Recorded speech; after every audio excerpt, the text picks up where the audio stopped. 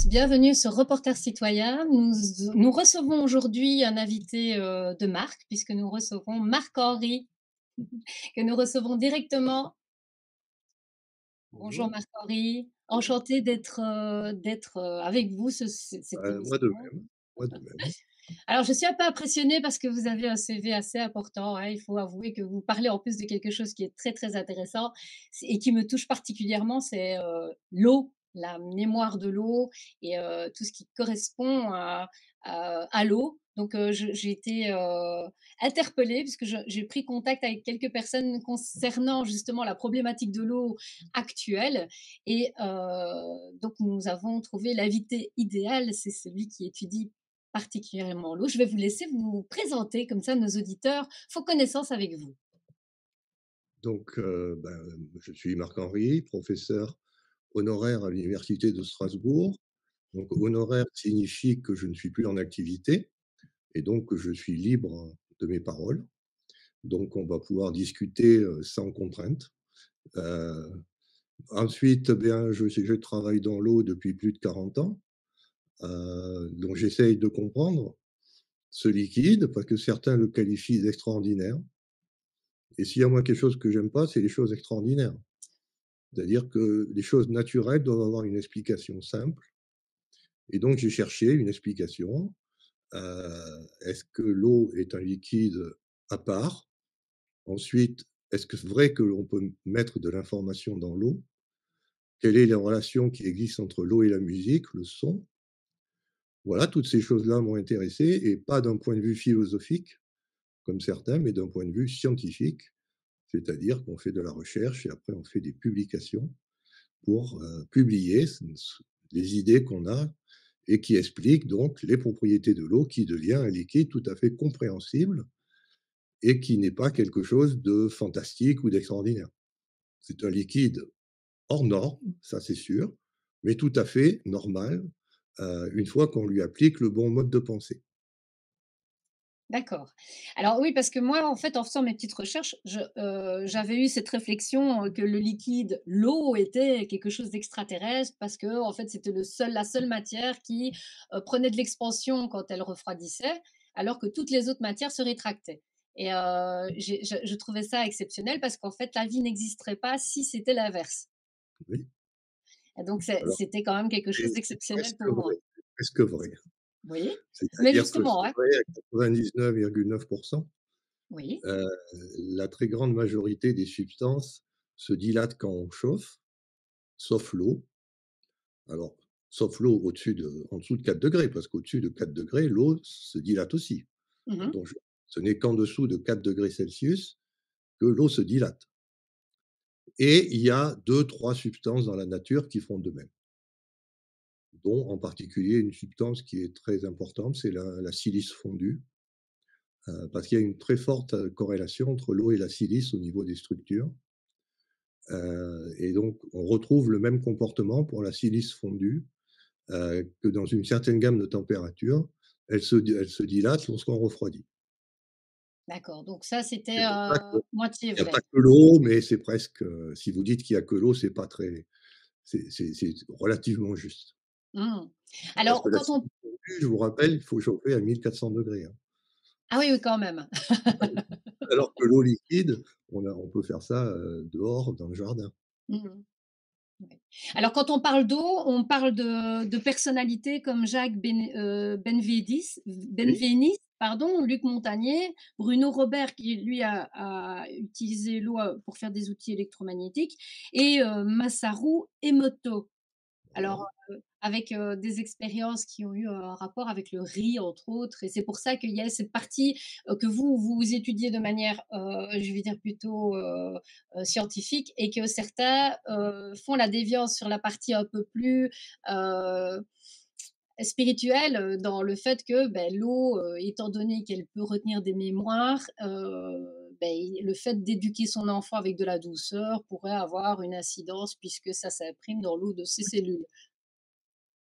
Et c'est ça en fait que l'idée qui dévie, je vais dire, de la science vers, le côté un peu plus, spirituel de l'eau. Ah bah, le cas typique, c'est Masaru Emoto, hein. Oui, c'est ça. Il n'est pas du tout un scientifique.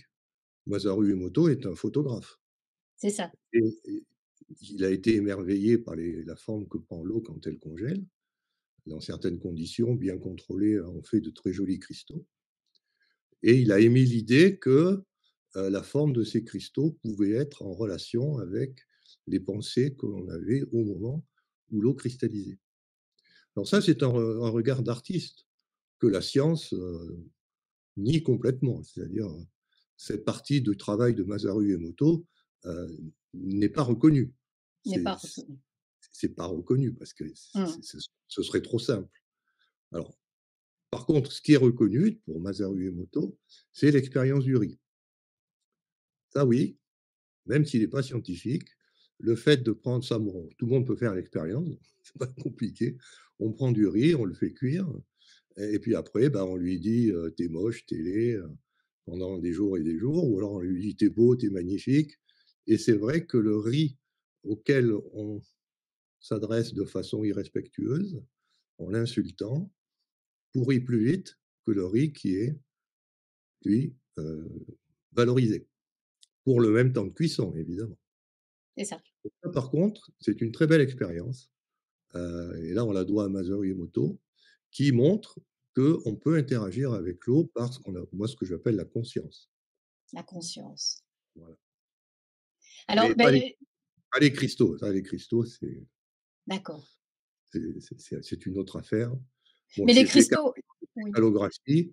j'ai fait 40 ans de cristallographie, de croissance cristalline, c'était une de mes spécialités et je peux vous dire que j'ai beau regarder mes cristaux pousser, j'ai jamais rien vu. Et les Donc là, cristaux, ils sont différents en fonction de quoi alors? C'est comme une en fait, empreinte? le problème qu'on a pour la cristallisation est ce qu'on appelle un phénomène hors équilibre. C'est-à-dire que la forme finale va dépendre d'une perturbation infinitésimale aléatoire. Donc on ne sait pas exactement. Mmh. Il y a un truc qui est dans la solution qui est en train de cristalliser, qui va être amplifié Mmh. et cette chose-là, quand on fait les expériences, sérieusement, c'est purement aléatoire. Oui, un peu Voilà. comme la physique quantique, alors les photons Et qui puis, réagiraient différemment. comme j'ai quand même émis un mécanisme pour expliquer comment l'eau s'informe, peut acquérir de l'information, il est évident que si Masaru Emoto avait raison et que si on pouvait à la congélation révéler l'information, ça voudrait dire que mon modèle est complètement faux. Oui, là, ce serait pas très drôle Oui, après autant ce d'années de qu'on fait, recherche, ce c'est que serait la un peu corrélation, c'est une remise à zéro. c'est ça. Alors, Maintenant, attention que les sciences, c'est quand même quelque chose qui autant se remet toujours en question, on évidemment, peut mais comprendre qu'il y a de l'information dans l'eau liquide, oui, mais cette information, d'après les modèles qu'on a développés pour expliquer comment elle se maintient, doit disparaître quand ça cristallise ou quand on s'évapore. c'est ça. Donc à ce moment-là, les expériences de Matsumoto deviennent, enfin, pour ce qui est des cristaux d'eau, deviennent des expériences aléatoires, que la majorité des scientifiques affirmera.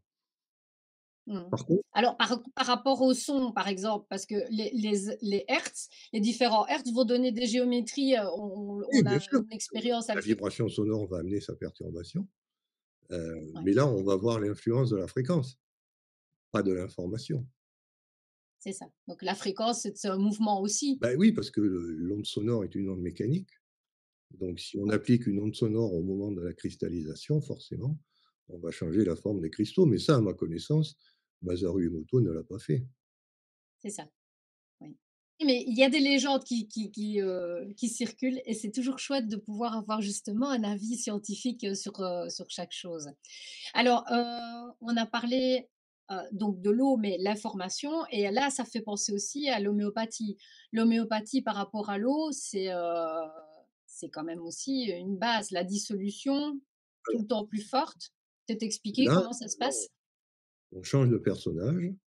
Là, c'est la contribution de Jacques Benveniste, donc qui était chercheur à l'INSERM, et qui avait une excellente réputation scientifique, beaucoup de publications, le profil idéal pour devenir prix Nobel et il s'est intéressé à l'homéopathie parce qu'il avait dans son équipe de recherche des gens qui voulaient comprendre le mécanisme de formation de enfin, d'action de l'homéopathie. Et c'est clair qu'en homéopathie, on travaille avec de l'eau. On ne travaille pas avec une autre substance. À la limite, on tolère qu'il y ait de l'alcool. C'est-à-dire, on peut avoir des mélanges eau-alcool. Mais quand on y réfléchit, une molécule d'alcool, c'est la moitié d'une molécule d'eau. Ah oui. Où on a Ouais, c'est changé vrai que oui, oui, oui. simplement l'autre moitié, on a mis une chaîne hydrocarbonée, mais on a gardé, c'est ça qui est important, le vibrateur OH, c'est-à-dire l'oxygène lié à l'hydrogène, c'est de là que viennent les propriétés de mémorisation d'informations dans l'eau ou dans les alcools. Donc c'est pour ça que la mémoire de l'eau, pour être un petit peu plus prudent, ça va s'étendre à tous les liquides qui ont une fonction OH, un oxygène Donc lié à l'hydrogène. alors je vais partir sur un sujet, mais c'est parce que bon, voilà, les mes auditeurs me connaissent comme ça aussi, je suis un peu canaille. Si je viens, par exemple, aller boire un apéro avec une copine et que je Oui. commence à parler en mal de quelqu'un à côté de mon apéro, Oui. l'information que je vais donner, peut-être en discutant et qui sera Et non, une et information là, ça ne va non? rien se passer. Il va rien se Ça passer parce que même si si je vous bois l'eau, ça là, ne il ça ne va faut pas bien comprendre, c'est là où il faut bien comprendre le processus. voilà. C'est-à-dire que la dilution n'est pas suffisante. Il faut diluer et secouer. C'est-à-dire que dans la préparation du remède homéopathique, vous mettez d'abord une substance en solution dans l'eau, ce qu'on appelle la teinture mère, Oui, et ensuite vous prenez, disons, 1 millilitre de cette teinture mère, vous la mettez dans 100 millilitres d'eau et surtout vous agitez. Si vous n'agitez pas, ça ne marchera pas. d'accord, c'est le dynamisme, c'est c'est Voilà, l'eau c'est ce qu'on appelle dynamisée ou la l'alcool dynamisation. dynamisé? C'est la dynamisation, c'est-à-dire qu'à Mmh. la limite, il faudrait, si vous voulez, quand vous injuriez la personne, qui est en train de boire du pastis, vous preniez une goutte de son pastis, vous la secouiez, vous mettez dans 100 gouttes d'eau, mais à ce moment-là, c'est plus du pastis. Oui, oui, non, mais c'est c'est pour avoir l'idée, c'est je veux dire, c'est Donc toujours il intéressant faut d'avoir ce voilà. pas oublier l'étape de alors, les homéopathes appellent ça la succution, Mmh. c'est-à-dire le fait d'agiter violemment le récipient après avoir dilué. Ça, c'est fondamental. Si vous ne le faites pas, l'eau ne prend pas l'information. Et alors comment expliquer qu'en fait, plus la dissolution est importante et plus l'information est, importante aussi? Alors là, il m'a fallu 40 ans pour comprendre. Ah bon, je vais peut-être pas comprendre alors, mais bon, Oui, en oui, parce qu'une fois de manière simple, je vais dire par rapport à non, nos mais une fois qu'on auditeurs. a ce qui est long, c'est de comprendre. Une fois qu'on a compris, c'est beaucoup plus simple d'expliquer. Oui, c'est sûr. Et pour avoir compris, ça demande beaucoup de réflexion et bon, je vais vous expliquer parce que ça fait que c'est pas la première fois qu'on me demande d'expliquer le mécanisme, par quel mécanisme l'eau acquiert de la mémoire. C'est tout d'abord, un cadre de pensée. C'est-à-dire qu'on va faire de la science et la science a 7 cadres de pensée. Les 3 premiers cadres de pensée sont les cadres que tout le monde manipule, connaît. Alors il y a un cadre qui est en ce moment très bien étudié en sciences, c'est le chamanisme par, Corinne Sombrun, qui est ethnologue. Donc elle est en train de développer comment le chamanisme peut être un moyen de penser la nature, Mmh. de manière scientifique, hein, pas de Mmh. manière, loufoque. Ensuite, le deuxième cas, tout le monde le connaît, c'est le cas du matérialisme, c'est-à-dire que, tout est fait de matière, ce qui est faux, mais c'est un cadre et vous avez le droit de penser que si vous voyez un phénomène dans la nature, il est lié à la présence de matière. Alors ça, c'est faux. Enfin, du moins, c'est vrai très souvent, mais il y a des cas où on a des phénomènes qui ne sont pas liés à la présence de matière. Par exemple, si vous prenez 2 aimants et que vous les rapprochez de 2 pôles nord, vous verrez une force de répulsion qui apparaît entre les 2 pôles nord, ça se repousse et pourtant il y a rien. C'est ça. Donc voilà, il y a des choses immatérielles qu'on appelle les ondes électromagnétiques, les champs magnétiques, les champs électriques, qui ne sont pas matériels, mais qui ont des réalités bien connues, puisqu'aujourd'hui, là, si on fait cette interview, c'est grâce à l'électricité, au magnétisme. Exactement. Bah oui, Donc c'est une chose invisible, non matérielle, mais qui nous permettent de parler à distance. tout Donc on à ne peut fait. pas dire que ça n'existe pas. Donc ça, c'est ce qu'on appelle le cadre du déterminisme. C'est-à-dire que même si la chose n'existe pas sous forme matérielle, il doit y avoir des équations mathématiques qui gouvernent le comportement de ces choses invisibles et immatérielles. Donc pour la lumière, enfin pour ce qu'on est en train de faire, c'est pour les gens qui connaissent, c'est ce qu'on appelle les équations de Maxwell. Pour la matière, c'est les équations de Newton. Mmh. Voilà, donc si vous dites, il y a les équations de Newton pour la matière, il y a les équations de Maxwell pour les ondes et le rayonnement, vous êtes dans ce troisième cadre de pensée qui est le cadre de pensée du XXe siècle. C'est-à-dire que vous prenez quelqu'un au hasard dans la population, il va penser comme ça, parce qu'on a l'habitude de penser comme ça depuis le plus jeune âge. Mmh. Aujourd'hui, les enfants savent qu'il y a des téléphones, et le téléphone, c'est complètement immatériel, la façon dont les ondes interagissent. Donc voilà. Alors, ça, c'est les 3 premiers cadres que tout le monde expérimente depuis qu'on est bébé. Et donc, c'est ce qu'on appelle, des cadres sympathiques, quoi. On est bien dedans parce qu'on connaît ça depuis toujours. Et le problème, c'est que ça suffit pas. Il y a encore des phénomènes qui ne peuvent pas être expliqués dans ces 3 cadres. Et surtout, ça a été la grande crise du 19e siècle, pardon, du début du 20e siècle, c'est qu'on s'est dit: «Bon, il y a de la matière».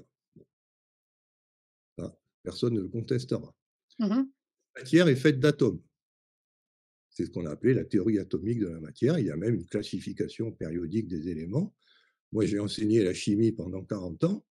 On enseigne en fait un tableau à 92 cases. Donc c'est parfaitement, bien connu. Tableau Simplement, de Mendeleïev. les scientifiques sont toujours curieux. Ils se sont dit: «Un atome, c'est fait de quoi?» Et ils ont découvert qu'il y avait à l'intérieur de l'atome des charges positives, qu'on appelle les protons, et des charges négatives, qu'on appelle les électrons. Et tout atome est formé d'un nombre égal de protons et d'électrons. Il y a aussi des neutrons pour stabiliser, parce que les protons, ils se repoussent. Mais ça, on va pas aller à ce niveau-là. On va garder simplement le fait qu'il y a des charges plus et qu'il y a des charges moins. Et que nos fameuses équations de Maxwell nous disent si une charge plus est à côté d'une charge moins, ben, elles doivent s'attirer. Mmh. Et s'attirer d'autant plus qu'elles sont près. Et plus elles sont près, plus elles s'attirent. Alors pourquoi l'atome existe? Puisque là, les charges sont séparées. C'est-à-dire tout se passe comme si le proton n'attirait pas l'électron. Donc on ne peut pas expliquer ça avec les cadres, des Qu'on a équations de déjà Maxwell mis, ou de oui, Newton. c'est ça. D'où la naissance d'un nouveau cadre qu'on appelle, le cadre quantique. C'est pour ça qu'on a développé la physique quantique, pour redonner de la stabilité aux atomes. Parce que quand vous êtes dans ce quatrième cadre de pensée, qui est donc le cadre de pensée du quantique, on explique pourquoi le proton n'est pas attiré par l'électron et vice versa. Donc on est passé à un quatrième cadre qui est la mécanique quantique. Mais c'est encore insuffisant.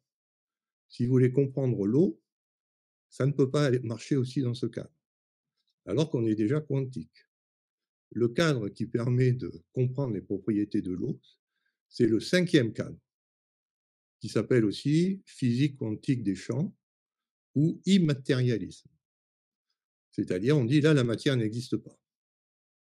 Mmh. Il faut être gonflé, hein. Ouais. On enseigne, j'ai vu, la matière n'existe pas. Alors les gens disent: «Ouais, bah, si la matière n'existe pas, qu'est-ce qui existe?» Eh ben, c'est le vide. C'est-à-dire que tout ce qu'on voit dans la nature est une manifestation du vide quantique. Et on a des équations pour faire ça. Et ce n'est uniquement que si vous vous placez dans ce cinquième cadre de pensée, où la seule réalité est le vide. Alors on rajoute quantique, pour bien montrer que c'est pas, il n'est pas vide, hein, mais c'est comme ça qu'on le nomme parce qu'on ne voit rien.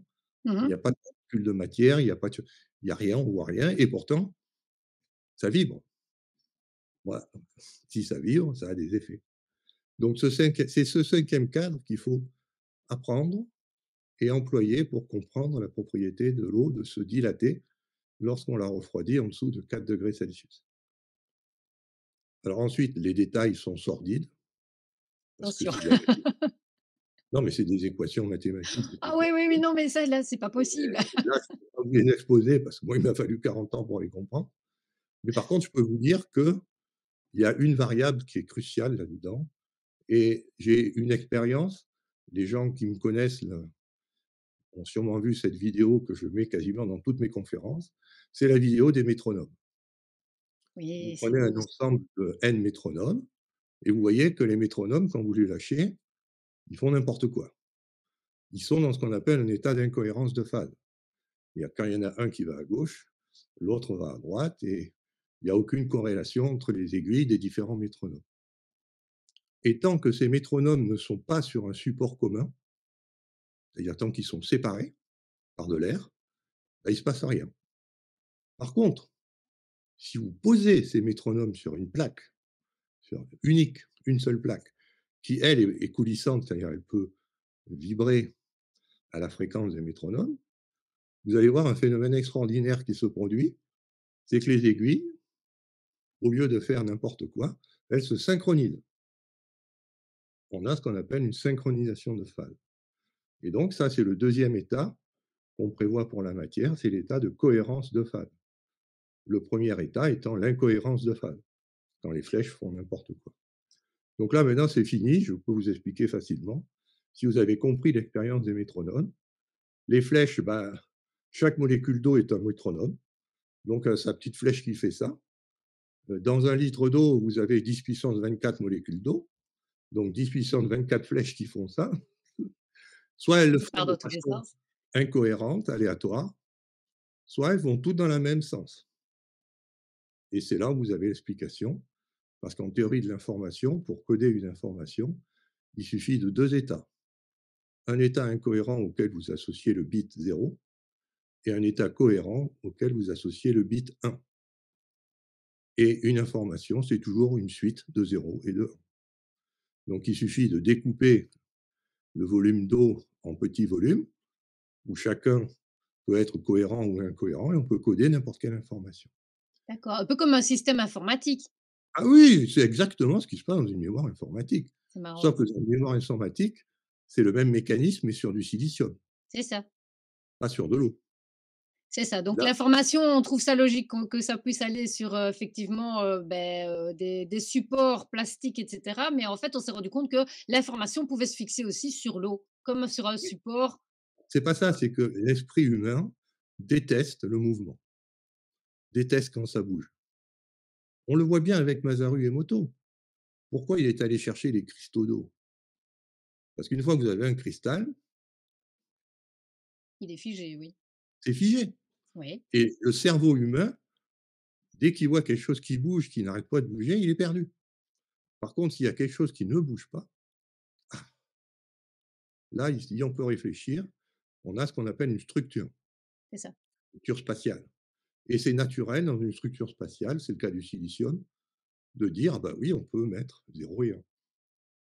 Mais là, l'eau, c'est pas une structure spatiale. L'eau n'a pas de structure. Ça arrête pas de bouger. Par contre, elle a une structure temporelle. Et ça, c'est beaucoup plus difficile à imaginer, une structure dans le temps. C'est ces problèmes de cohérence et d'incohérence de phase. C'est ça. Pour ça, moi, je me bats tout le temps contre les gens qui parlent d'eau structurée. Ça n'a aucun sens. L'eau liquide n'a aucune structure. Par contre, elle est cohérente ou incohérente dans le temps. Et c'est Mais ça. est-ce qu'on peut stabiliser une eau? Parce que moi, je repensais, je suis désolée, j'ai pris des petites notes là parce que donc Oui, j'avais l'eau de Zamzam. oui. La fameuse eau de Zamzam qui a été, mais elle reste quand même cohérente, pendant un certain temps. Est-ce qu'il y a un temps de cohérence ou est-ce qu'à un moment donné, ça va s'arrêter aussi? Ah mais ça, c'est fonction de la température. Ah, c'est la température qui fait, C'est la oui, température qui joue. C'est-à-dire que dès que vous montez en température, vous détruisez l'information. d'accord, Et plus vous chauffez, plus vous la détruisez. Donc l'idéal, quand on veut mémoriser de l'information dans l'eau, c'est de travailler aux environs de 4 °C. Le point où on bascule entre la dilatation et la contraction. c'est ça, tout à Ça, fait. c'est idéal. Dès que vous montez en température, on perd de l'information. Alors après, là, je vous ai parlé que du cinquième cadre. Il y en a 7. Dans le septième cadre, Alors le 6e cadre, d'abord, c'est la musique, c'est-à-dire Mmh. que vous pouvez informer l'eau avec de la musique. Donc ça, c'est tout le travail que je développe avec Tommy Oui, Jack. je On trouve ça fait des très musiques intéressant, pour on faire va en passer de parler l'eau. ça, oui. Donc ça, c'est un 6e cadre de pensée et le 7e, c'est la conscience. La conscience et là, on tombe sur ce qu'on appelle les eaux sacrées, c'est-à-dire ce que fait un prêtre quand il bénit une eau. Il y a une stabilisation de cette eau, de l'information qu'elle contient, par la bénédiction ou par le Exactement. rituel. Il n'y a pas besoin d'être un prêtre, tout rituel qui est en relation avec en connexion avec l'univers va stabiliser l'eau et on a à ce moment-là les eaux sacrées qui ont des propriétés, elles, qui sont beaucoup plus stables que les eaux, dynamisées à la maison. Je Voilà. trouve ça fascinant parce qu'en fait, c'est là qu'on se rend compte qu'on a une puissance aussi d'attention qui est énorme Oui, et oui, mais cadre. c'est l'idée que j'ai envie de développer, je veux dire, pour que les gens comprennent. Parce que moi, en fait, l'idée, c'est pas de m'arrêter à l'eau, c'est de faire comprendre aux gens que notre pouvoir d'attention peut avoir une incidence énorme puisque tout est avec de l'eau autour de nous. Je veux dire, pratiquement tout ce qu'on a autour de nous, il y a quand même de l'eau dedans. Donc je veux dire, si nous, on a une incidence déjà sur notre corps, on va avoir par la force des choses une incidence sur les autres autour de nous et c'est ça que je me dis que ça peut être, c'est conducteur en fait de notre conscience, l'eau.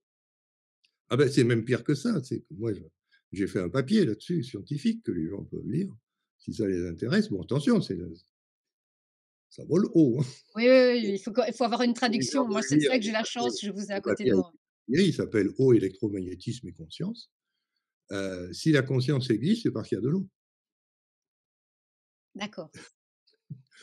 C'est Donc s'il n'y plutôt dans avait ce pas sens-là l'eau, que ça il n'y fonctionne. aurait pas de conscience. Il y aura pas de La conscience est une propriété, c'est la propriété la plus subtile de l'eau qui vient du fait qu'elle est une mosaïque de ce qu'on appelle les domaines de cohérence et qu'on agit sur cette mosaïque de domaines de cohérence, des 0 et des 1, des blocs. On agit par la pensée et la pensée, elle a 2 manières d'agir. Soit elle agit par l'électromagnétisme, c'est ce qu'on mesure quand on fait un électroencéphalogramme. On émet des ondes alpha, bêta, gamma, delta, ça tous les médecins le savent.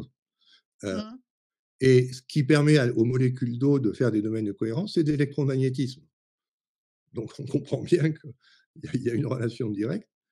Et le c'est ça. deuxième mécanisme, lui, il est beaucoup plus subtil parce qu'il passe par la physique quantique des champs, pas par l'électromagnétisme. Et là, on joue directement avec les cohérences de phase quantiques. Donc là, ça passe par le vide, en fait. C'est-à-dire qu'on informe le vide par la conscience. Et comme le vide est ce qui est commun à toutes les molécules d'eau, ben, elles réagissent à ce que vous pensez. Vous me mettez de bonne humeur. Non, mais c'est je veux dire, c'est là que je me rends compte qu'en fait, on a beaucoup plus de alors, moi, je suis de la théorie, que l'humain est quand même divin, donc je veux dire, par la force des choses, je suis tellement consciente qu'on a un pouvoir très, très fort et qu'il y a énormément de scientifiques qui sont en train de rejoindre cette pensée aussi, que, qu'on est tous Bah, oui, interconnectés, déjà. à partir du moment où vous faites de la physique quantique, ça c'est la première contrainte. Et en plus de la physique quantique des champs, c'est-à-dire que vous ne regardez pas la matière mais le vide qui est entre les 2 matières, parce que c'est ça la propriété de la matière, c'est que vous pouvez la définir par ce que vous voyez. Là, je dis: «J'ai de la matière», là, j'ai de la matière, Mmh. à gauche, à droite. Je peux aussi dire: «J'ai un seul vide entre mes 2 doigts». Ça définit aussi la position des doigts. C'est ça, Là, j'ai plus de vide, là, j'ai moins de vide et donc les doigts réagissent au vide c'est ça. et là, Donc vous en êtes fait, dans l'information pourrait être dans le vide. alors dans le vide, que définissent des molécules d'eau. Il D'accord. faut que ce vide soit encadré par quelque chose de matériel Ah, il faut et quand même qu'il y effectivement, ait, oui. mais bien Parce effectivement, parce l'information est qu'on a connue. l'air de dire quand même que même la mémoire humaine ne serait pas contenue dans le cerveau, elle serait contenue à l'extérieur du cerveau. Ah bah, c'est évident ça. Ah, j'adore! Vous me mettez en Ah, joie. c'est la conclusion de l'article que j'ai publié il y a 1 ou 2 ans. Ah bah, voilà, c'est peut-être sur ça Donc que je suis tombée, que je ne vous connaissais pas la encore, mais conscience, ah bah, oui, vous voilà. voyez, la conscience est liée à l'eau et elle n'est pas liée à l'eau H2O, aux atomes, elle est liée au vide que définissent 2 molécules d'eau quand elles sont à côté l'une de l'autre. Et en plus, quelle est la substance majoritaire de l'univers? C'est le C'est l'eau. vide. Ah, l'eau? C'est de l'eau Oui, par rapport au vide? Ah bah oui, l'eau, que vous d'accord. soyez sur Terre ou que vous soyez, je ne sais pas sur quelle étoile, il y a toujours de l'eau. Ah oui, Bon, ça les astronomes le savent très bien. d'accord. La les atomes dans l'univers sont fabriqués par les étoiles et on sait qu'il y a les 3 premiers, les 3 stars, en numéro un évidemment, c'est l'hydrogène, Oui, qui fait partie de la molécule d'eau. oui, En numéro 2 c'est l'hélium, oui, parce que l'hélium, c'est le déchet quand 2 atomes d'hydrogène brûlent, ils font de l'hélium et c'est ça qui fait briller les étoiles. Donc si l'hydrogène est plus abondant, l'hélium sera le deuxième élément le plus abondant puisque ça brûle. oui, Et devinez quel est le troisième? l'oxygène. L'oxygène. Donc si vous vous baladez dans l'univers, la substance triatomique que vous rencontrez la plus souvent, c'est de l'eau. Donc la conscience étant associée à l'eau, elle est partout dans l'univers. Ah, j'adore! J'adore. Mais c'est Alors logique. alors je reviens parce que j'ai fait une découverte fantastique aussi, c'est que je m'intéresse évidemment aux sciences hermétiques et Oui, je me dis que c'est une base quand même, assez importante pour comprendre aussi le fonctionnement de l'univers puisque ce sont les 7 principes les 7 principes hermétiques. On dit que c'est ce qui gère complètement, mais les 3 phases, la phase éthérique, la phase, comment, solide et la phase spirituelle, je ne sais plus comment ça fonctionne, mais c'est dans les 3 cadres où on se retrouve avec les mêmes lois. Donc, si on on voit comprend si on comprend une partie, ça veut dire qu'en fait tout est lié et que le fonctionnement qu'on trouve d'une manière peut, se mettre dans les autres fonctionnements. Pour ça que voilà, comprendre ces lois-là sont importantes même dans la vie de tous les jours, quand on parle de polarité, quand on parle, de correspondance, quand on parle, justement de magnétisme et cetera, de côté positif, le genre,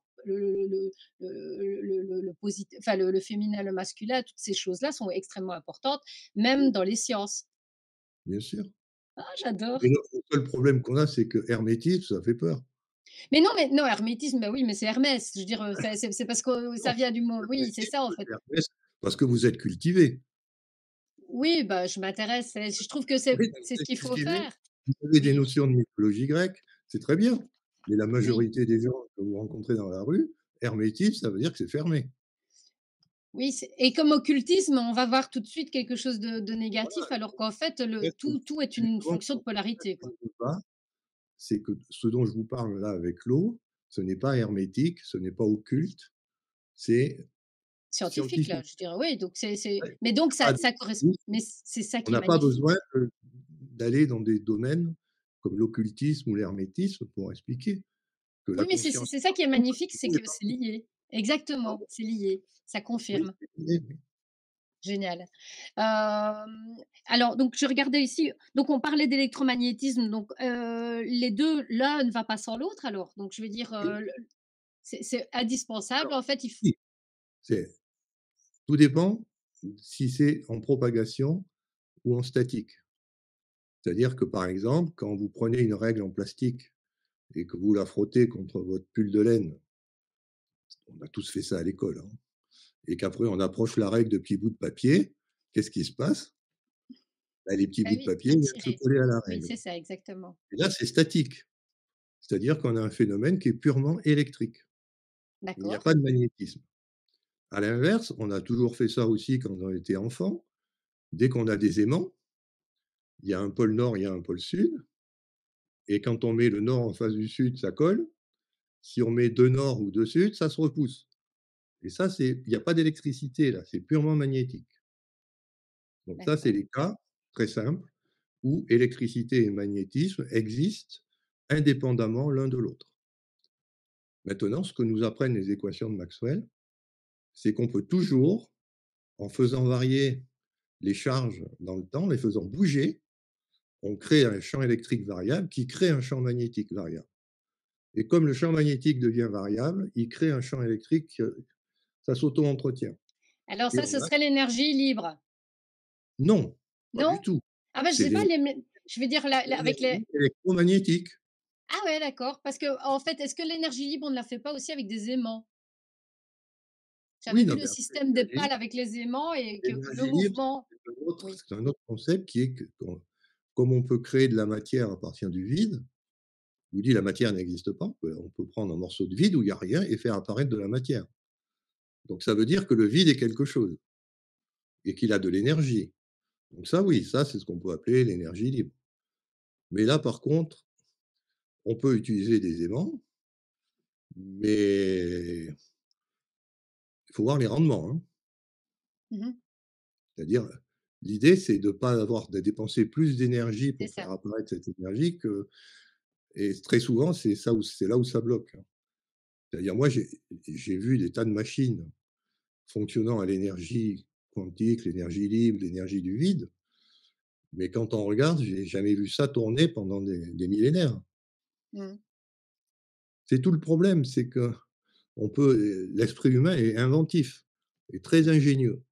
Donc il peut vous faire des machines qui apparemment tournent sur 20 ans.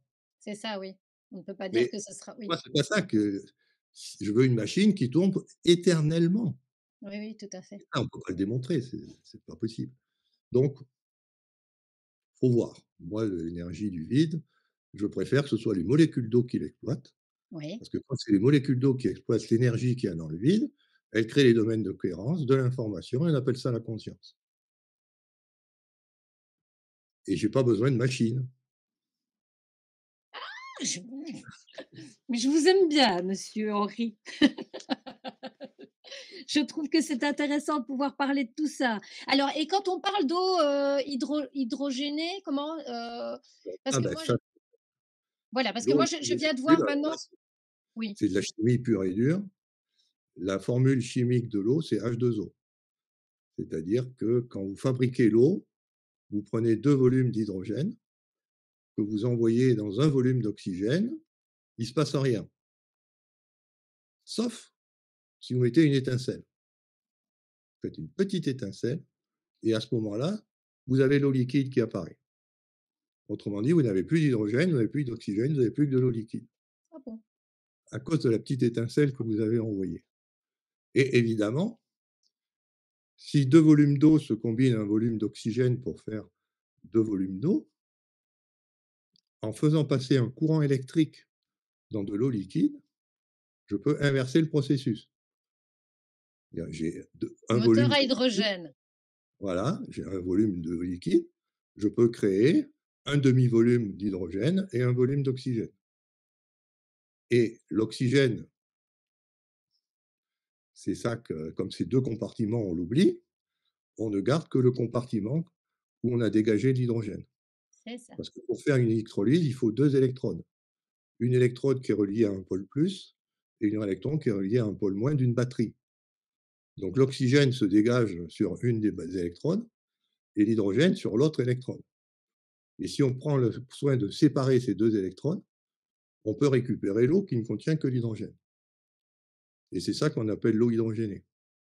D'accord. Est-ce que c'est vrai que c'est, beaucoup plus je veux dire plus efficace pour le corps et cetera? Parce que bon, on a des nouveaux appareils qui passent sur le net où on voit des genres de gourdes là, avec des petites bulles là et c'est on appelle ça de l'eau hydro est-ce que Ah, c'est c'est vrai oui, ça? c'est une excellente question. Et comme toujours en science, c'est oui et non. D'accord. Parce que il faut faire attention. Dans la nature, il n'y a pas que des choses qui ont que des avantages. Il y a aussi des choses qui amènent des inconvénients.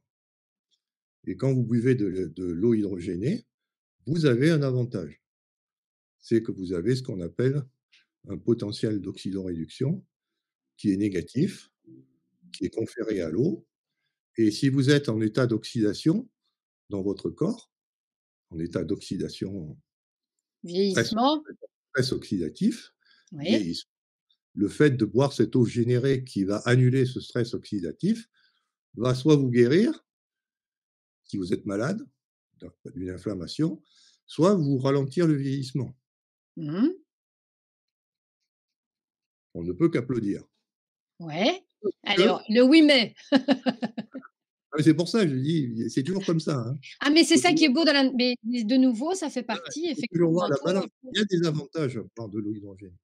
Mais si vous n'êtes pas en stress oxydatif, c'est-à-dire si vous êtes en gros en bonne santé.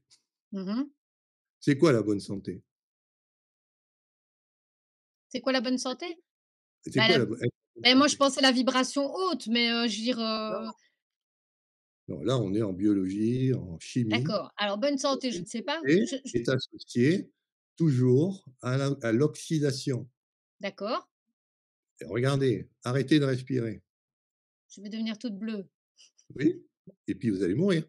et puis je vais mourir, oui, Donc vous voyez qu'on a besoin d'oxygène pour vivre. exactement. Donc si vous buvez une eau Que de l'eau hydrogénée hydro oui, que de qui l'eau hydrogénée. qui arrête tout processus oxydatif, vous allez mourir. Ouais. Vous allez pas mourir, il y a un risque de ne pas être assez oxygéné et l'oxygène, c'est la vie. On a besoin de respirer, on a besoin de faire des radicaux. L'équilibre. Je vais pas vous faire un dessin, mais par exemple, dans le cerveau, il y a plein de radicaux qui sont nécessaires pour que vous puissiez penser correctement.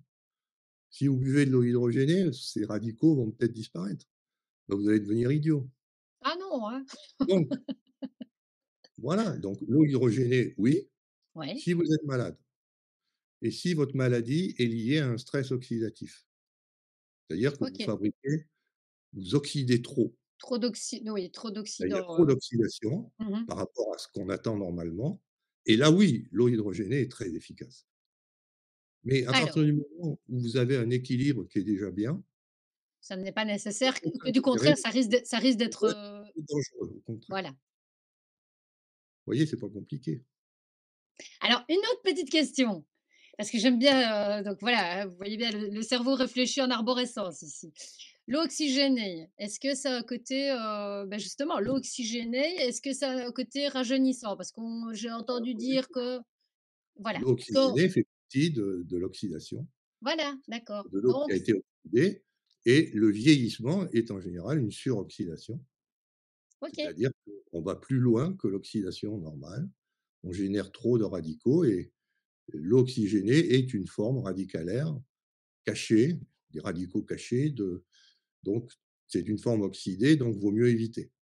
d'accord, donc si j'ai envie de faire disparaître non, je rigole. Non, Non, je c'est taquine là, compliqué. Non, mais attendez, mais ça a imaginez des par vertus l'eau oxygénée quand même, ça a imaginez des que vous ayez une infection, oui, c'est-à-dire vous avez une blessure qui s'infecte. voilà, donc Qu'est-ce ça qu'on voilà, met ça dessus? de l'eau oxygénée. De l'eau oxygénée parce que là, on veut tuer les bactéries. Exactement, d'accord. C'est un Donc l'eau désinfectant en oxygénée plus. a aussi une utilité, mais on ne doit pas la boire. Alors que l'eau hydrogénée, vous pouvez la boire. Oui, oui, non, non, non, mais Après, de l'eau il y en a, oxygénée, ça je me doutais bien qu'il fallait pas la boire, oui, ils viendront beaucoup plus tard s'il y a des problèmes. Par contre, si vous êtes en stress oxydatif majeur, il n'y aura pas de problème à boire de l'eau hydrogénée. c'est ça. Et ce que je reproche aux vendeurs de systèmes d'hydrogénation de l'eau, c'est de ne pas être assez clair. Oui, C'est-à-dire de bien dire aux gens, à partir du moment où votre état redox est redevenu normal, vous arrêtez. Et c'est pas oui, ce qu'ils oui. disent. Mmh. Ils disent: «Ah, vous voulez rajeunir? Allez-y». Ouais, Ben mais oui, je trouve que c'est important parce que bon, ça, c'est des nouveaux produits qui sont sur le marché. Parce que comme je m'intéresse à ça et que vous savez bien qu'on a des petites oreilles, donc Google a des oreilles, hein, il faut le savoir, hein, quand vous ouvrez votre téléphone et que vous discutez de certains sujets, d'office, vous avez des publicités qui viennent au moment où donc depuis un certain temps, vu que c'est quelque chose dont je parle assez régulièrement, je me retrouve avec des publicités sur les gourdes, pardon, à hydrogène. Donc c'est ça que je me posais la question. Alors, il y a encore quelque chose que j'aurais bien voulu poser comme question, parce que je profite, je vous ai là, je vous profitez-en, bombarde, hein. oui, c'est profitez-en.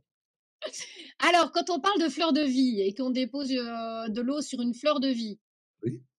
est-ce que ça a Alors une, ça, c'est ce qu'on appelle incidence? de la dynamisation. D'accord, géométrie sacrée, ça fonctionne? Alors, bah, évidemment que ça fonctionne. Ouais, ch Non, mais je vous dis, l'eau réagit à tout. Parce que à partir du moment où vous êtes dans ce cinquième cadre de pensée quantique des champs, vous avez ces domaines de cohérence qui sont pilotés par de l'électromagnétisme. Ce qui fait que dès que vous envoyez, par exemple, le simple fait de prendre l'eau dans les mains, sans penser à rien, juste de prendre l'eau dans les mains, vos mains dégagent de l'infrarouge. Elles informent l'eau. Parce que l'infrarouge, c'est de l'électromagnétisme. Donc c'est pour ça, quand vous prenez votre fleur de vie, est-ce que vous avez remarqué qu'il y a la céramique ou le plastique? Enfin, je ne sais pas quel, il y a des modèles en céramique, il y a des modèles en Ouais, moi, plastique. c'est en bois chez moi. Oui, ou en bois, peu importe. C'est Et il la y a un géométrie, dessin. hein. Oui, Il y a exactement. Et ce dessin, en général, est métallique. S'il n'est pas métallique, ça ne fonctionne pas? Bah, ça fonctionnera, mais moins bien. D'accord. L'idéal, D'ac c'est de mettre un dessin métallique pour que les ondes qui soient dans la pièce rentrent dans ce soit réfracté, diffracté par cette structure géométrique, et si vous avez de l'eau dessus, ça va affecter l'eau. exactement. D'accord. Mais l'idéal, c'est de mettre effectivement du métal, là, si vous voulez avoir un effet maximum. Après, si vous mettez pas du métal, il y aura toujours un effet, parce que l'électromagnétisme est partout, on ne peut pas s'en affranchir. Par exemple, si vous mettez un dessin non métallique, Mmh mh. bah, il réfléchit de l'infrarouge qui vient de l'extérieur, Ah et oui. donc vous avez l'effet par l'infrarouge du soleil.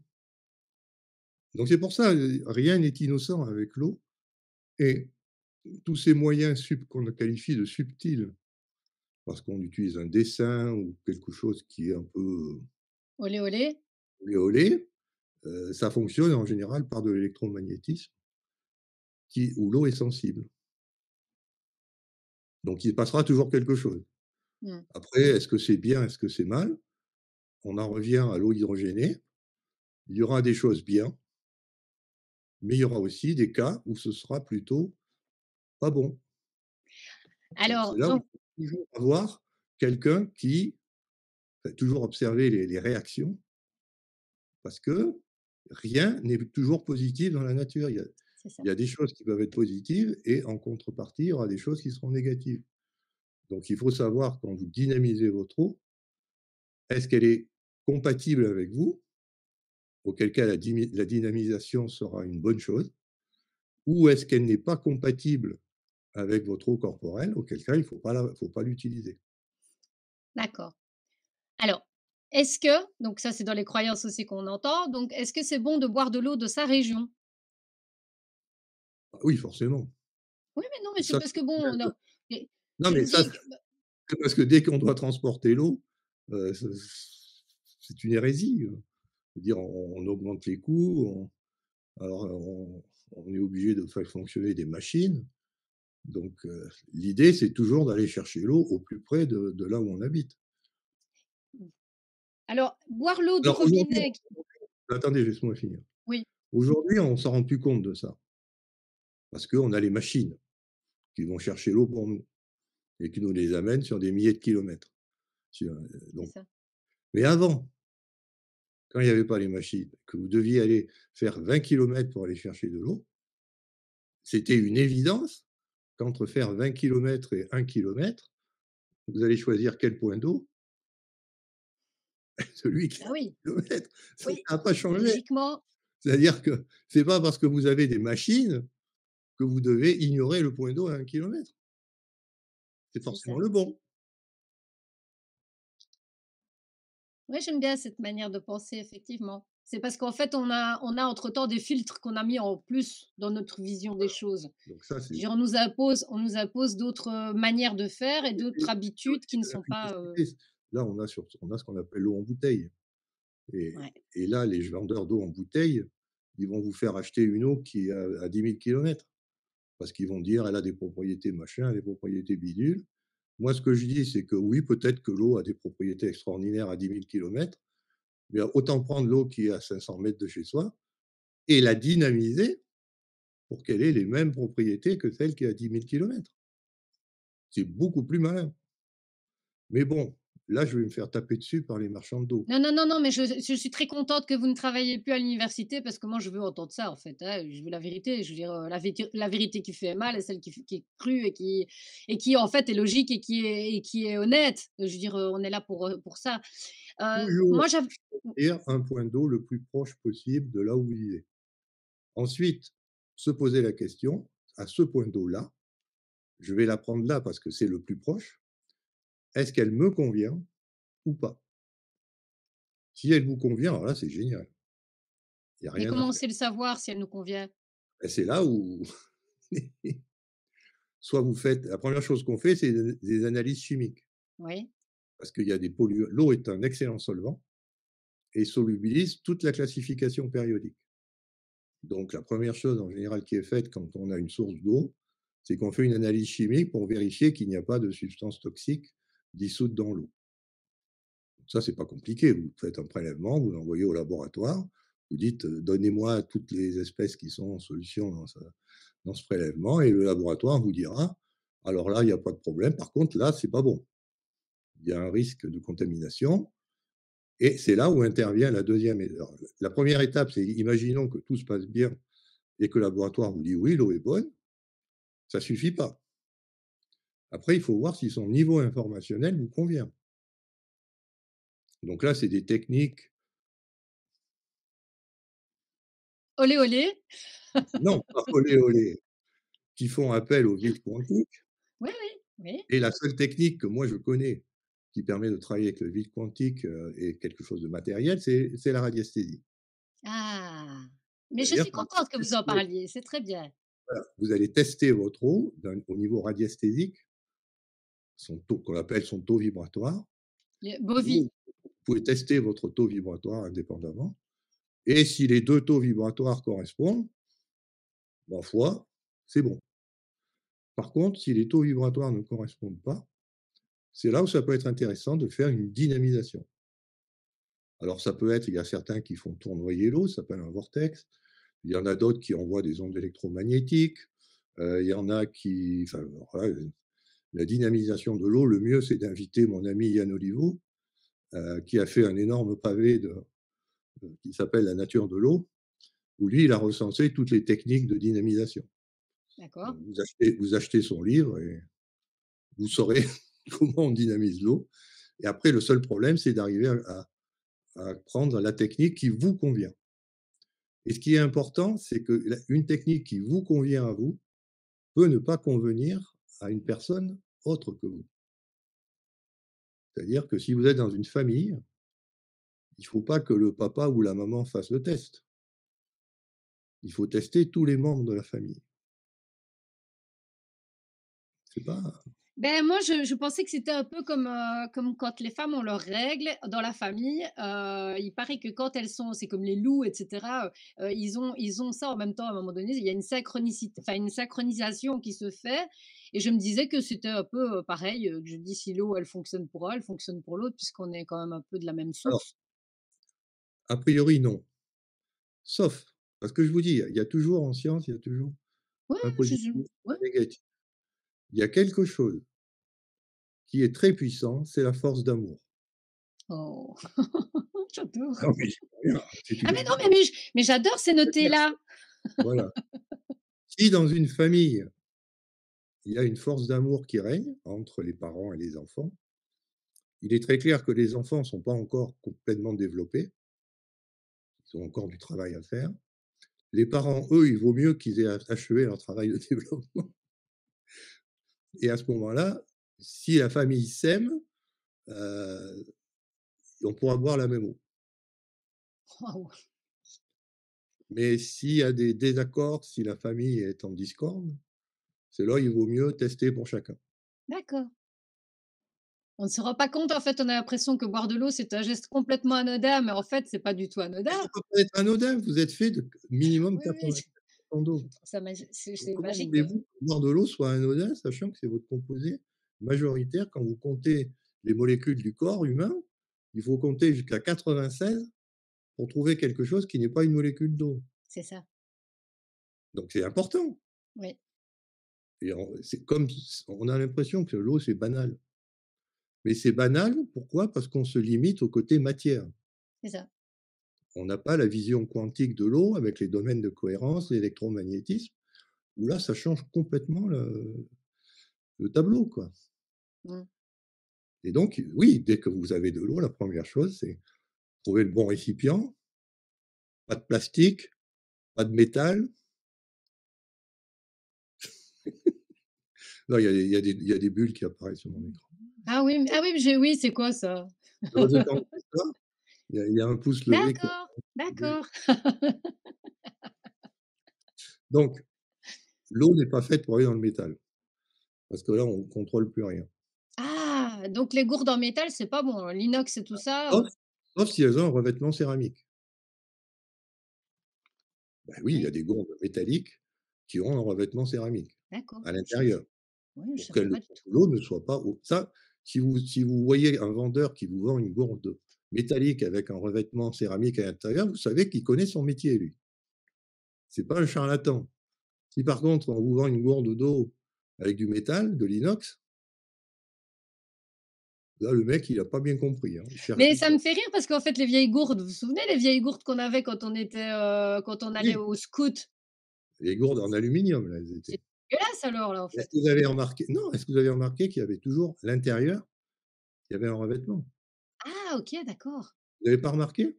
Non, mais je non, bah, eh, c'est des vieux C'est souvenirs, facile, hein, regardez, je ne suis pas prenez toute si jeune. vous en avez encore une de gourde, vous la prenez de l'extérieur, elle est brillante, Oui et à mais l'intérieur, à c'est vrai qu'elle est l'intérieur, c'est marron. sablée.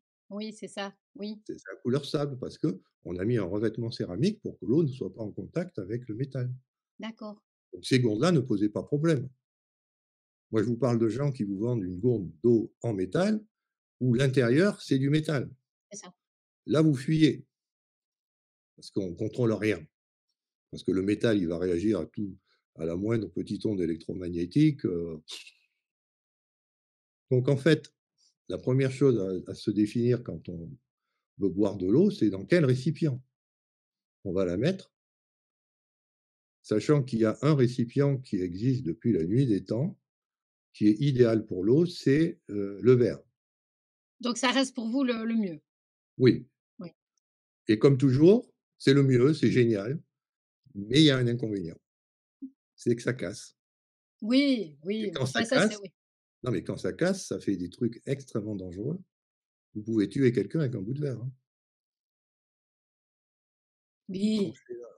Oui, oui, oui, oui, oui, oui, oui, oui, Non, je mais suis d'accord. non, mais Oui, c'est non, pour non, vous non, mais dire c'est pourquoi il oui, y a c'est des gens qui ont essayé de trouver d'autres matériaux oui, que le oui, verre. parce qu'effectivement, quand on était dans les Et c'est pour concerts et ça cetera, oui, qu'on en vient à effectivement. ce deuxième matériau qui est ce qu'on appelle la céramique ou si vous préférez le pot en terre, l'argile, parce que là, l'argile, elle a le même problème que le verre, c'est qu'elle casse. Donc là, on a le même problème, il faut faire attention. Par contre, les morceaux de céramique, eux, ne sont pas coupants, beaucoup moins que le verre. C'est ça. Donc on aime bien le verre si on est sûr qu'on ne va pas le casser. Si on a des risques de casse, on préférera la céramique, la terre cuite. Oui, c'est ça, les anciennes moi, je vois bien les vieilles cruches, oui, en terre Voilà, cuite, oui, effectivement. tout l'attirail traditionnel pour contenir de l'eau. Puis après, évidemment, la science est passée, il y a eu les matières plastiques, il y a on dit le métal, bon tout ça, c'est pas franchement utile. Alors le plastique, vous savez pourquoi ça on a inventé ça? C'est parce que quand vous aviez le récipient en céramique, il pouvait casser, mais c'est pas coupant. Par contre, il y avait un inconvénient, c'est que c'est lourd Ouais, c'est lourd. et donc les gens se sont dit: «Bah, on va inventer un récipient qui est pas cassant et qui ne coupe pas si jamais on le» et ça a donné les matières plastiques. Et c'est là qu'on a eu la société Tupperware qui a fait, bon en l'air, oui.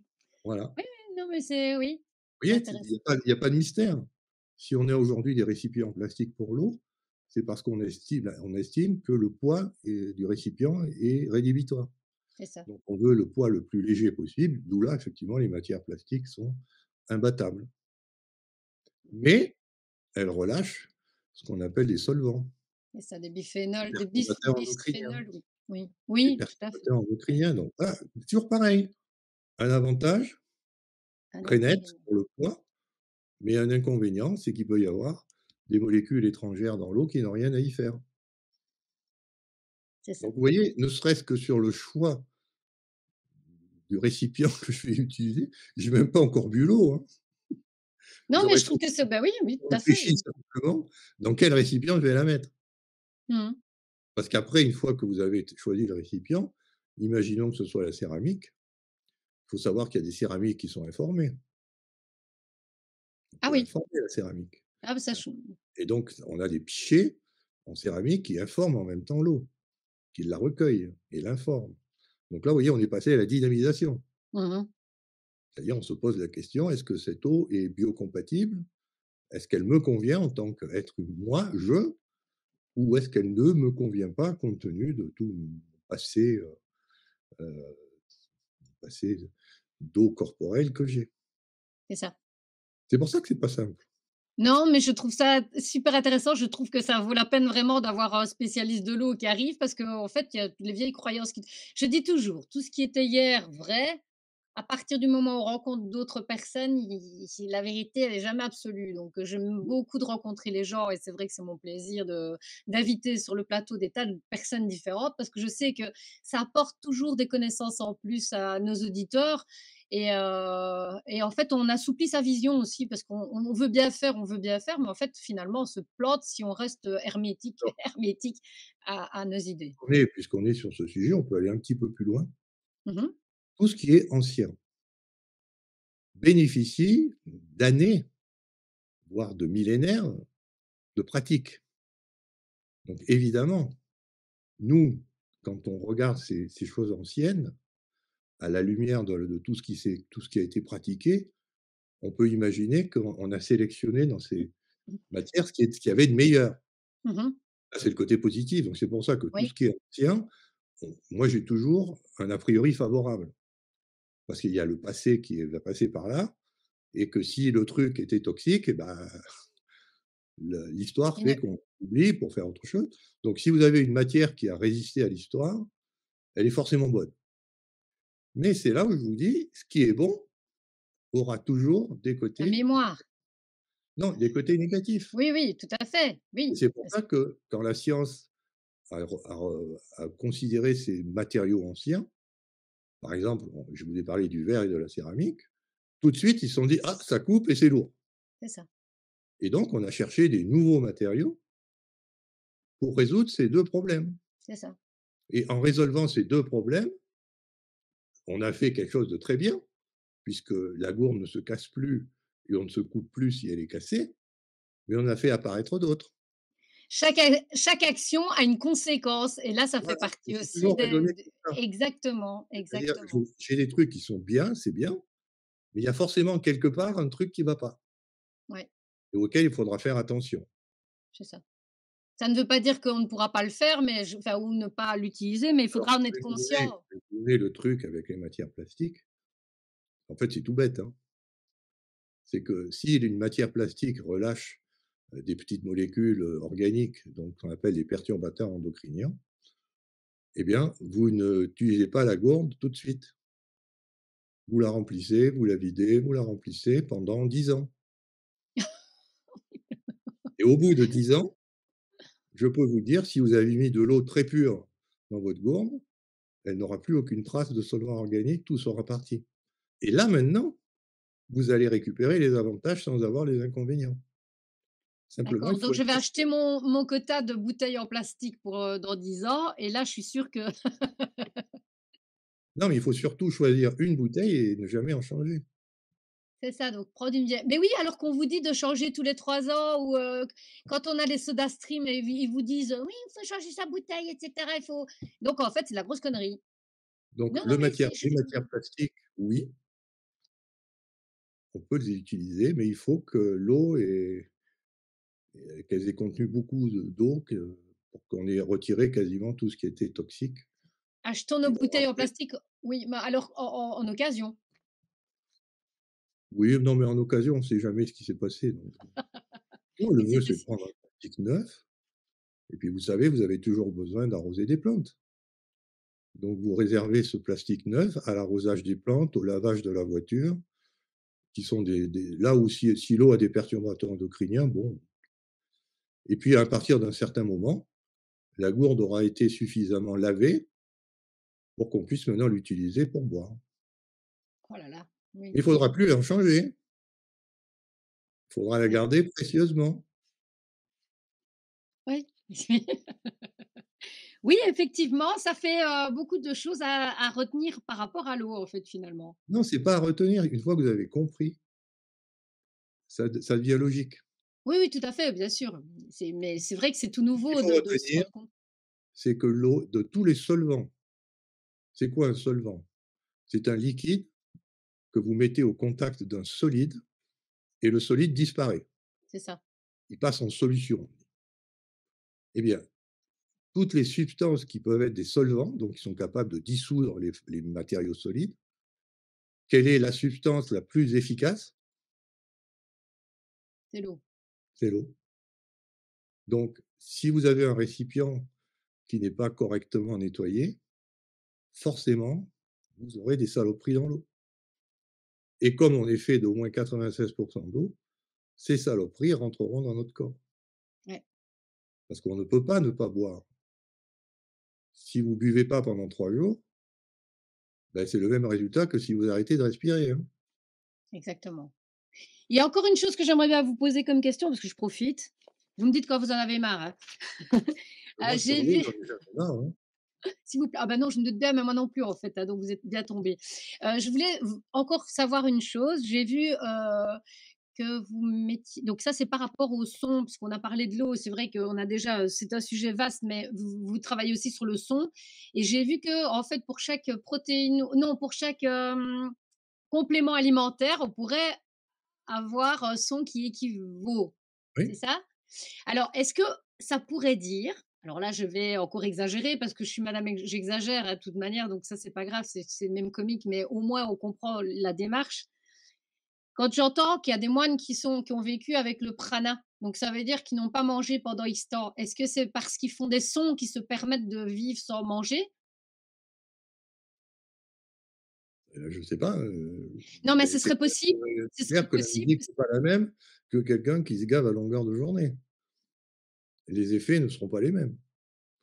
Après, est-ce que c'est des effets bénéfiques ou pas bénéfiques? C'est toujours pareil, il y aura des effets bénéfiques pour certaines personnes et des effets moins bénéfiques pour d'autres. donc Donc là, de oui, si vous voulez aller sur ce terrain-là, de l'effet des sons sur l'eau, vous ne pouvez pas rester dans le 5e cadre où on a la mémoire de l'eau, qui est déjà un cadre très vaste, vaste, exactement. mais il suffit pas. Là, il faut aller au 6e cadre. Vous lui rappelez, il y en a 7, hein. Ouais, ouais. Passer du numéro 5 au numéro 6, et dans ce 6e cadre, il y a quelque chose de nouveau qui apparaît. C'est ce qu'on appelle les ondes d'échelle. C'est-à-dire que quand un système varie dans sa masse, prenons typiquement un ovule qui est fécondé par un spermatozoïde, est-ce que vous avez une idée de la masse? Bah, Non, c'est pas du tout. à peu près 10 microgrammes. Oui, C'est pas lourd, hein. non? C'est pour ça que ça tient dans l'utérus de la maman, parce que 10 microgrammes, mais quand vous allez regarder le résultat de cet ovule fécondé 80 ans plus tard, ça sera plus 10 microgrammes, hein. Ah ben non! Mon fiston Ça déjà va être après des 13 ans, kilogrammes, ça va être des kilogrammes. on Vous est voyez, bien on a un d'accord. problème d'échelle là, on a un problème d'échelle. Ouais, C'est-à-dire que le même système existe à petite échelle, 10 microns, et c'est toujours le même à l'échelle c'est du ça, kilogramme. la correspondance. Et là, il y a un scientifique que j'aime bien qui a travaillé ce point-là, il s'appelle Joël Sternheimer. C'est lui qui est à l'origine de ce concept d'onde d'échelle. C'est-à-dire que si vous imaginez que vous êtes le même à 10 microns qu'à 80 kilos, ça veut dire qu'il y a des ondes qui ont été émises tout au long de votre croissance pour que vous restiez le même. Et c'est ces fameuses ondes qu'on appelle les ondes d'échelle. Et ces ondes d'échelle ont une caractéristique, c'est qu'elles travaillent avec des fréquences, évidemment, ce sont des ondes. Et là, on a les lois des lois musicales. Si vous prenez un piano et que vous tapez sur la note do, vous aurez la même note une octave plus haut. Oui, C'est-à-dire, vous multipliez la fréquence par 2. C'est pas la même fréquence, mais c'est la même note c'est et vous ça. pouvez continuer comme ça. Donc ça, c'est ça l'idée dans les musiques que je développe avec Tommy Jacks, c'est que vous prenez, par exemple, la vitamine C. Tout le monde sait que c'est bien d'avoir de la vitamine C. Simplement, j'en ai pas sous la main parce qu'il faut du citron. Et pas de chance, j'ai pas de citron. Mais ce qu'on a fait avec Tommy, c'est qu'on s'est dit: «Le citron, c'est quoi? C'est de l'acide citrique et de la vitamine C. On va coder la vitamine C. On sait que la vitamine C a une masse et on sait qu'il y a une équivalence entre la masse et la fréquence. Donc on part de la masse de la vitamine C, on le transforme en fréquence». Alors évidemment, ça fait des fréquences qui sont, inaudibles, hein, C'est ça. mais c'est là qu'interviennent les ondes d'échelle, c'est qu'on fait des transpositions d'octaves, on divise par 2 Et on les entend. et à ce moment-là, on entend la vitamine C Cool! et l'idée, c'est est-ce que le fait d'entendre le son de la vitamine C calculé suivant les autres de la mécanique quantique, est-ce que cet effet d'entendre a le même effet que d'avaler C'est ça, la voilà. vitamine C? Et? Alors ça, on l'a pas testé parce que là, il faut être médecin pour faire ça. Mmh. Donc on travaille avec des personnes. Par contre, c'est là où j'ai travaillé énormément avec Jean Toby, qui est, à la pépiniérium de Gaujac, dans les Landes. Là, on travaille avec des plantes. C'est-à-dire on prend 2 plantes qui sont identiques. Une, on l'arrose avec de l'eau qui contient ce qu'il faut pour que la plante croisse et de l'autre côté, de l'eau qui ne contient que les fréquences calculées. On appelle ça un songré Oui. et on regarde le résultat. Eh ben, on voit pas de différence. C'est-à-dire l'eau qui a eu l'engrais matériel pousse la plante pousse aussi bien que l'eau qui a eu l'engrais sonore.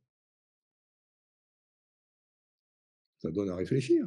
Mais c'est ce que je dis, c'est parce que bon, voilà, on nous parle de corps matériel, nous on est un corps matériel, mais est-ce que, je veux dire, C'est pour ça que moi j'ai fait un petit morceau que vous pouvez télécharger, parce que tout ça c'est gratuit, hein, qui s'appelle Jouvence. Pourquoi? Bah, parce que j'ai pris tous les compléments alimentaires qui sont recommandés par les naturopathes, la je l'ai vitamine entendu, C, la vitamine C, j'ai la entendu. vitamine D, la vitamine E, la vitamine K, la B1, la B2, la B12. J'ai transformé tout ça en fréquences et j'ai demandé à Tommy d'en faire un morceau de musique et vous écoutez! Je trouve ça De 2 génial. choses l'une, de 2 choses l'une, ou ça a aucun effet et vous avez passé quelques minutes à écouter de la musique, Agréable, oui. bon, pourquoi pas, ou ça a un effet et là, je sais pas si vous voyez la conséquence. Mais c'est ça qui est magique, mais non, mais justement, moi j'ose espérer que c'est magique. Alors, bah, ça me fait penser justement au fameux, comment c'est de Pachelbel là, Le canon de Pachelbel, oui. oui, Pachelbel qui active tout le système de protéines dans le corps. Donc ce serait logique, Pourquoi pas, c'est disons, c'est plausible. c'est plausible. C'est pas Alors est-ce que démontré, c'est oui? pas démontré, mais c'est plausible. Oui, mais il y a quand même des sons qui tuent. On sait que je sais qu'il y a des armes qui non, les sons binauraux, Ça, je ne sais pas, mais de toute non? façon, comme je vous ai dit, tout est À une son arme. pendant négatif et Tout positif. dépend, voilà, c'est-à-dire que même la chose la plus anodine peut être considérée comme une arme parce que tout dépend des conditions dans lesquelles vous l'employez. Oui, mais on pourrait informer de l'eau en l'empoisonnant. Oui, mais il y a beaucoup plus simple. Vous devez respirer pour vivre. Oui, Imaginez que vous avaliez une petite boule qui vient de se coincer dans la tranchée artère, heu, la dans trachée, le la trachée artère, oui. là par où vous respirez. Oui, Une petite boule de rien du tout, bah, vous mourrez. Tout dépend du contexte. c'est ça. Cette petite boule, dans la plupart des cas, elle est parfaitement inoffensive, Oui, c'est ça, sauf que si elle rentre dans un vaisseau et qu'elle l'obstrue, vous pouvez mourir. c'est Donc ça. vous voyez, c'est toujours comme ça. Il n'y a pas de pratique qui soit anodine. Mmh. Il faut toujours réfléchir à ce qu'on fait Les conséquences de ces actes. et c'est pour ça que les sons, c'est pareil. Il y a des sons qui vont vous faire du bien-être, mais il y en a d'autres qui vont vous faire du mal-être, c'est évident. Tout dépend du contexte dans lequel vous exprimez cette information sonore. Moi, j'appelle ça l'exformation. C'est un terme technique parce que C'est important si on veut comprendre comment ça fonctionne. Mmh. Et dans le cas du canon de Pachelbel, moi, j'en sais rien si ça active les protéines et puis en plus, je veux pas le savoir. Par contre, ce que je sais, c'est que je suis un scientifique et que la première chose qu'on apprend en science, c'est de ne pas pleurer. Ne pas pleurer? Vous devez vous blinder par rapport aux émotions Mmh. et c'est normal parce que quand vous faites des expériences, si vous êtes en état émotionnel, Ça ah oui, ça ça perturbe émet. l'expérience. Donc si vous voulez faire des expériences scientifiques, la première chose que vous devez apprendre, c'est maîtriser vos émotions et C'était n'en pas avoir pour moi ça. non mais et surtout ne pas en avoir le minimum pour ne pas perturber l'expérience que vous allez faire et bon, ça s'apprend, hein et moi, bon, comme j'ai fait beaucoup d'expériences, 40 ans de carrière scientifique, j'en arrivais à un point où pour m'émouvoir et pleurer, vous pouvez voir les choses les plus atroces, mais ça me laissait complètement indifférent. Alors je peux quand même vous faire une petite confidence? Oui. Donc quand je vous ai vu au début, c'est vrai que je me suis dit: «Ouh là, je vais avoir du mal» parce que moi je suis très, très émotive et très, expressive et j'ai face à moi effectivement, je le ressentais très fort étant en pâte, face à moi quelqu'un de très stable et évidemment il y a une dissonance au niveau des fréquences où Voilà. il faut s'accorder.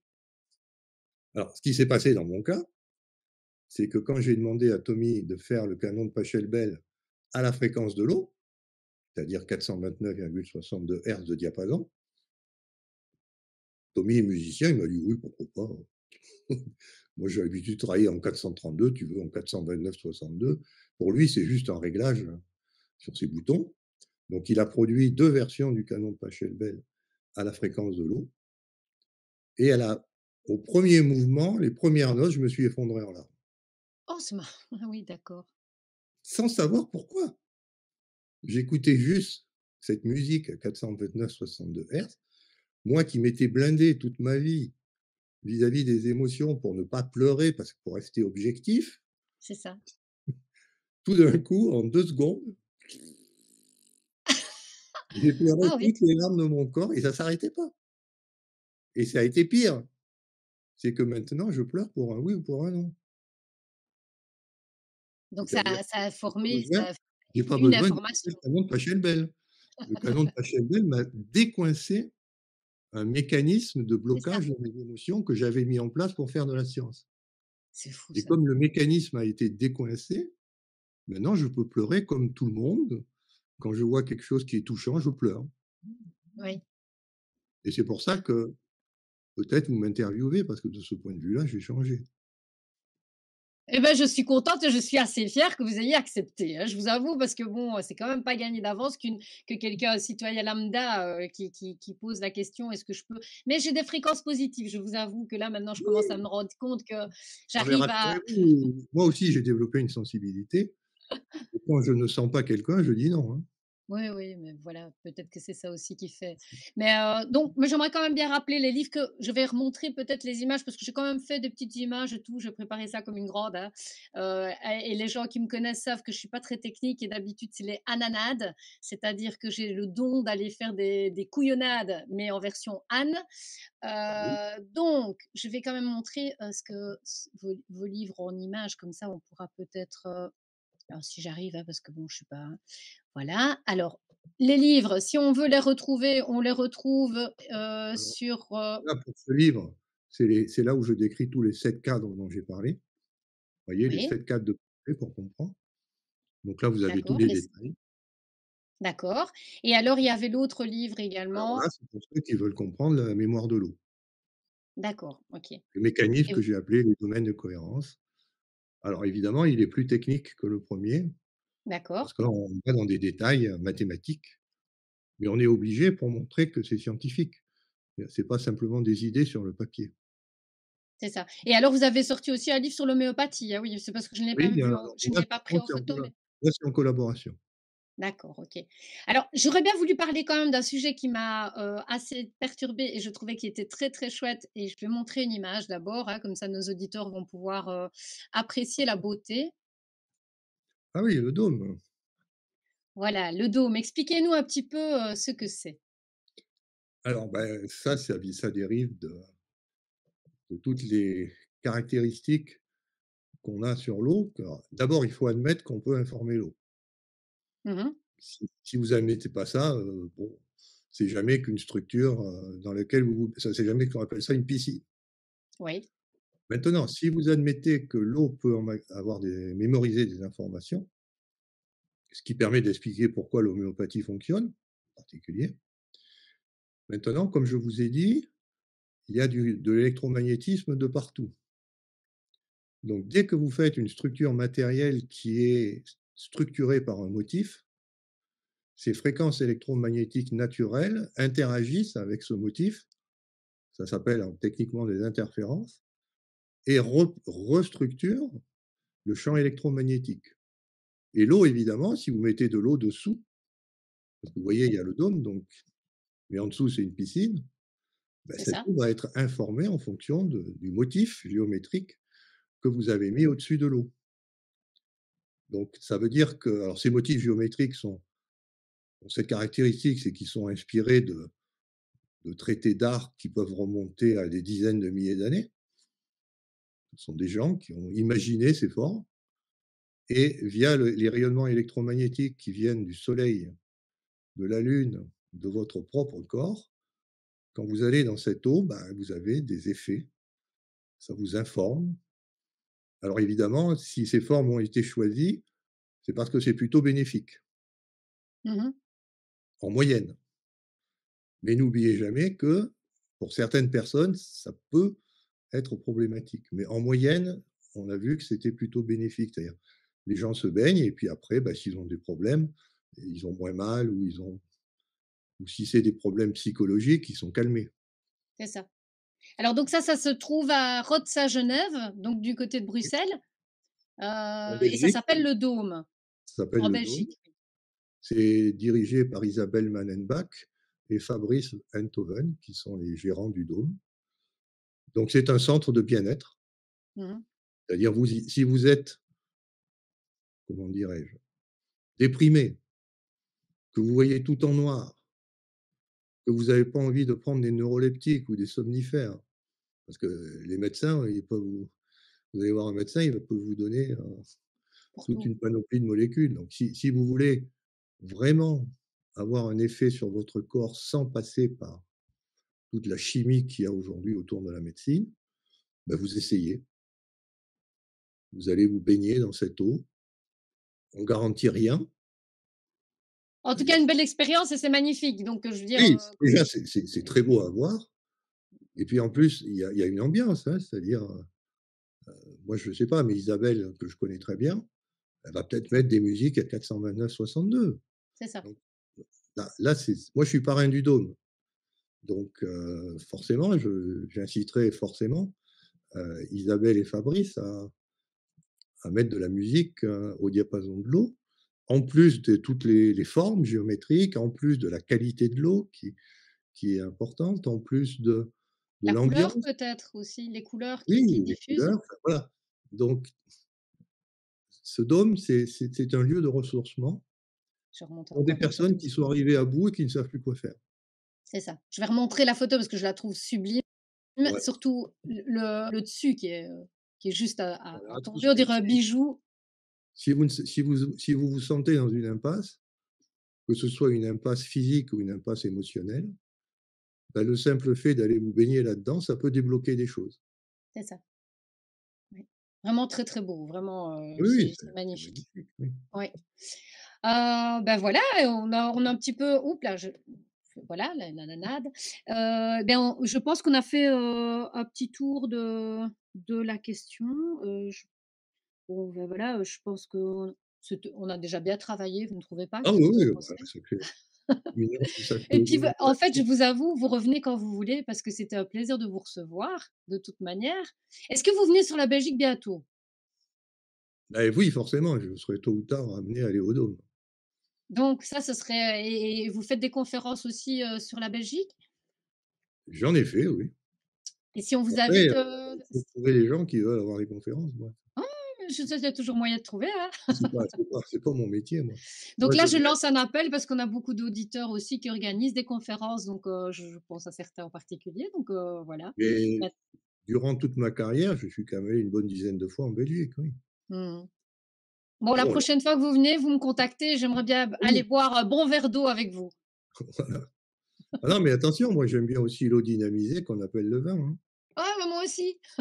Je sais pas le dire, mais Il y bon, a pas que l'eau. en bonne liégeoise, j'aime bien la bière aussi, hein. Non, le problème du vin, c'est qu'il faut pas en boire en excès. Voilà, c'est sûr. Mais Alors que l'eau non l'eau plus d'ailleurs, hein. l'eau, on peut en boire, Ouais, ouais, bah, beaucoup, bon, c'est pas voilà. très problématique. Mais voilà, le vin, faut faire un peu attention. En Donc tout oui, cas, je donc ils tenais m'ont dit de venir en Belgique. Alors après, moi je suis dans le sud de la France, il y a donc des du côté logements, de hein, ça Cannes. Ça fait du trajet, quoi. Alors bon, là j'ai eu des petits soucis de santé depuis avril 2023, donc ce qui fait que j'ai me déplacer des fois ça me fatigue. mmh. Donc je fais tout pour retrouver une santé de fer, mais ça se fait pas en 5 minutes. Non, non, mais on sera patient de toute manière et puis de toute manière, on peut, peut-être faire une émission aussi spéciale plus pour le son, je veux dire, si vous avez peut-être un sujet Mais de ça actuellement, développement. c'est au tout ce qu'on a parlé là, sur l'eau, la mémoire de l'eau, l'homéopathie, tout ça pour moi c'est du passé, hein. Maintenant Alors je suis, actuellement, vous êtes sur quoi? sur le son, Le son, voilà, d'accord, c'est-à-dire faire des musiques, intelligentes qui informent l'eau, au diapason de l'eau. c'est ça. Donc là on en est, je vous dis pas parce que c'est une surprise. Il y en a une qui va bientôt sortir, alors celle-là, Une pépite! elle est très, très spéciale, mais j'en dis pas plus. Elle va bientôt sortir, je pense cette semaine, Cool! voilà, et c'est toujours des musiques qui sont calculées de façon scientifique. C'est ça, C'est-à-dire bénéfique que alors, enfin, au les moi maximum. je calcule les notes et après le musicien Tommy Jacks, lui, c'est comme en patinage, il est en figure imposée, c'est-à-dire il doit s'en tenir aux notes et faire une harmonisation, donc un morceau de musique. Donc c'est toujours des musiques qui sont très particulières. Et moi ce qui m'a vraiment ravi, c'est que je suis allé à Venise faire un congrès là en novembre dernier, à l'invitation du mouvement SUMUS, qui est piloté par Hélène Molinari, Mmh. donc qui consiste à dire que les femmes sont aussi intelligentes que les hommes. Bah, vous aviez un doute? Vous Non! m'avez dit que j'étais Non! instruite, hein, que Mais c'est pas de doute, mais il y en a qui pour qui c'est pas trop clair, oui, c'est vrai. et à ce colloque, en Italie, donc à Venise, j'ai rencontré un grand musicien, un grand violoniste, 40 ans de métier, et je lui ai prêté je lui ai donné d'ailleurs, un diapason pour accorder son violon à 429/62, Cool. la fréquence de l'eau. Alors gentiment, il a accepté. Alors je lui ai dit: «Vous avez rien à faire. Au lieu d'utiliser votre diapason à 440 quand vous accordez votre violon, vous prenez celui-là. Il vibre à 429/62». Je ne sais pas s'il a bien compris, mais il a compris que c'était un diapason, donc ça, il sait servir d'un diapason. Il l'a accordé et puis, il y avait une table ronde, si vous allez sur mon site, hein, vous pouvez voir cette table ronde, où il arrive, il me regarde comme ça, il me dit: «J'ai essayé». Alors il nous joue un morceau, bon, c'est beau. Ah oui, il a 40 ans de métier, et puis il fait des orchestres et tout, et il vient me taper sur l'épaule comme ça: «Monsieur Henry, vous avez changé ma vie». Oh, c'est beau!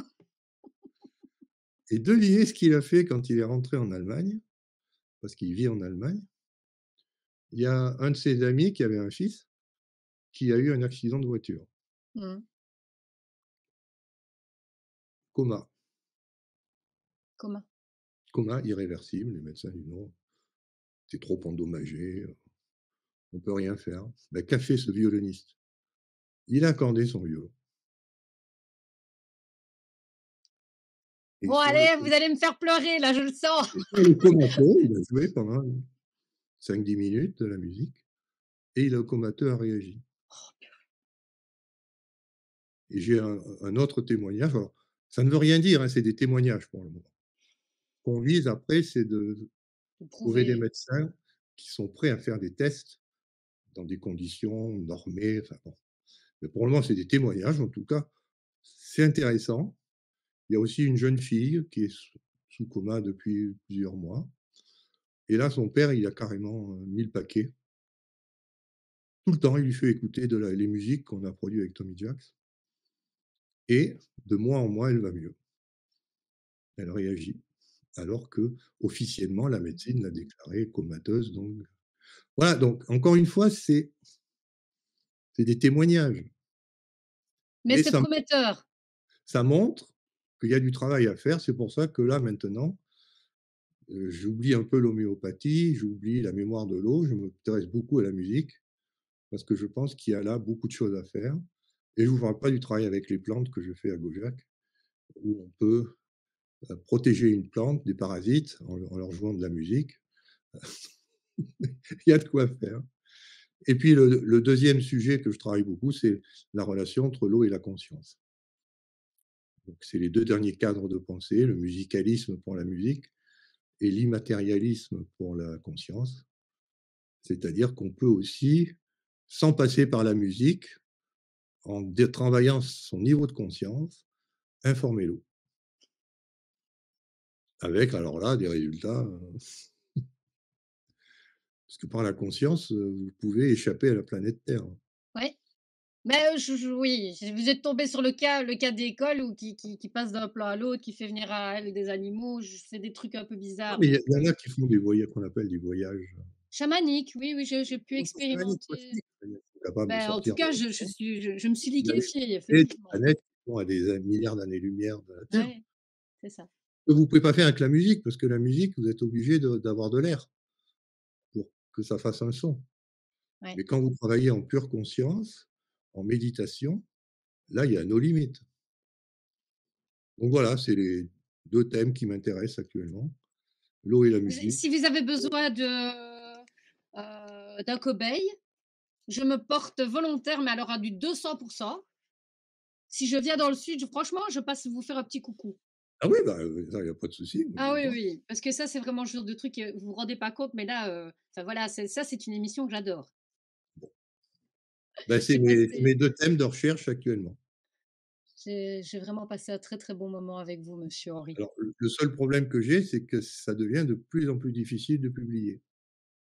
Ah ben oui, je me doute bien, ou alors publier par Ah soi-même. oui, parce que les revues scientifiques avec lesquelles j'ai l'habitude, elles sont ancrées dans la matière. Donc tout ça qui où la matière disparaît, bah, les référés disent: «Non». Mmh. Donc il faut trouver de nouvelles revues et Des j'y arriverai. éditeurs ou éditer des livres.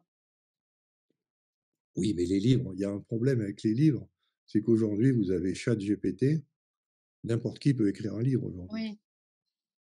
et vous n'êtes Oui, ce n'est pas encore oui, oui, je non comprends. mais je ne sais pas si vous voyez, le nombre de livres qui sortent. On sait bien qu'il y a des gens n'ont pas le temps d'écrire. C'est ça, Donc ils utilisent une intelligence artificielle pour s'aider et à la limite, il y en a même, c'est l'intelligence artificielle qui c'est écrit ça, tout le livre. ouais. Donc ça, moi, je ne veux pas entrer là-dedans. Non, non, non, non, de Je toute veux manière, un avec un esprit scientifique, c'est un peu et moi, compliqué. j'écris mes articles, ça me prend du temps. Mmh, Après, je veux que ce soit un humain qui les juge, pas une machine, hein. mmh. Donc bon, bah, ce qui fait que c'est un peu plus difficile, mais bon, on arrive toujours à faire ce qu'on peut.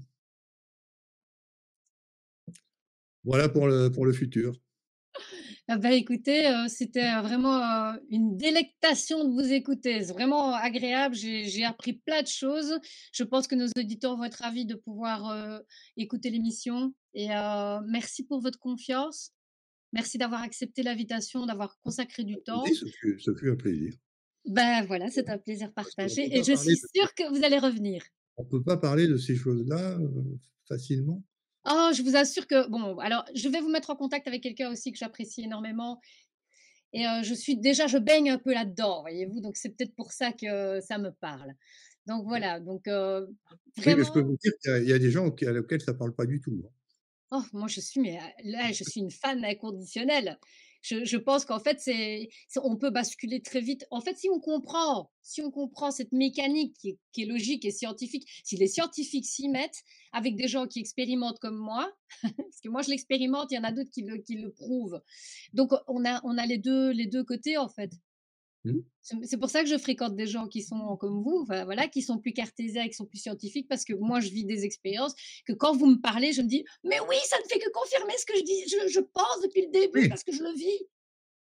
mais vous voyez, moi, de mon côté, je suis en train d'expérimenter mes premiers procès ou menaces de procès parce que dans ce que je dis, vous kiffez, Ah oui, moi je kiffe là, complet. voilà, mais il y en a d'autres, ça remet en cause leur business. Mais oui, c'est normal, mais bien sûr, on est bien Oui. d'accord, on est tout à fait, tout à fait, tout à fait. Donc là, moi, je découvre un aspect auquel je suis pas du tout habitué. Mmh, oui. Bon, mais j'y Bah, on va survivrai. recevoir Christophe Dumas qui a fait un moteur, justement énergie comme ça, énergie libre, énergie quantique, enfin bon, qui a le même souci que vous, hein. Il a été menacé, hein. C'est des gens comme vous, ben voilà, on Bah, il met faut des quand même pressions, on met des menaces. il y a des gens qui font, en ce moment de l'argent de façon indécente Oui, et certaines des idées que moi je développe remettent en cause ce business. exactement, Donc exactement. effectivement, eux réagissent. Oui, oui, tout à fait. Oui. Mais bon, je survivrai ou pas, peu importe. Bon, on est de passage de toute manière, vous savez, donc moi je Voilà, sais bien qu'à partir du moment où on est né, on était amené beh, que ça se termine un jour, donc je voilà, sais plus qui a dit ça, mais la seule certitude qu'on ait ici, c'est qu'un et qu'on jour, va mourir. on va partir. Exactement. Donc autant faire tout ce qu'on aime ici et puis, Alors voilà, on moi, se retrouvera de j'aime l'autre pas le terme côté. mourir, moi je dis: «On va partir». Exactement, parce que c'est pas fini. On est bien d'accord. Je suis Et comme la complètement d'accord. conscience est partout, Oui, on quitte le corps terrestre, ça c'est sûr, mais on reste ce qu'on est et on va simplement ailleurs. exactement, mais moi je enfin voilà, moi cette théorie me convient parfaitement et j'en suis mais complètement, voilà. De plus en plus, je pense de plus en plus que c'est comme ça. Et par des expérimentations et voilà, des faits, même scientifiques, à force de rencontrer des scientifiques qui sont toujours un peu dans le même, je me dis: «Mais non, mais il y a pas de possibilité autrement, quoi, c'est comme ça. Ce n'est qu'une enveloppe corporelle, notre conscience, elle est au-dessus», donc voilà. On termine sur ces belles paroles, Bon, bah, très bien. qui étaient super positives, comme je vous l'avais demandé. De toute manière, ça ne pouvait être que ça, en fait. Ah moi, de toute façon, le négatif, je sais qu'il existe, mais je vais pas faire des heures sur le négatif, hein. Ah bah non, autant Je on peut préfère pas me perdre son me temps. focaliser sur le positif que sur les choses qui sont moins Bah, parce que vous êtes venu pour ça, voilà. tout simplement. Voilà, pour l'équilibre. Mmh. Il y a assez de sombre ailleurs. Alors autant qu'on équilibre nous en positif. OK, Merci beaucoup, avec plaisir. au plaisir de vous revoir. Voilà, ben merci de nous avoir écoutés, merci de nous avoir suivis sur Reporters citoyens. Hem, N'hésitez pas à revenir vers nous, pour peut-être des thèmes, des personnes que vous aimeriez entendre. Vous savez que nous sommes à l'écoute. Une belle, fin de journée.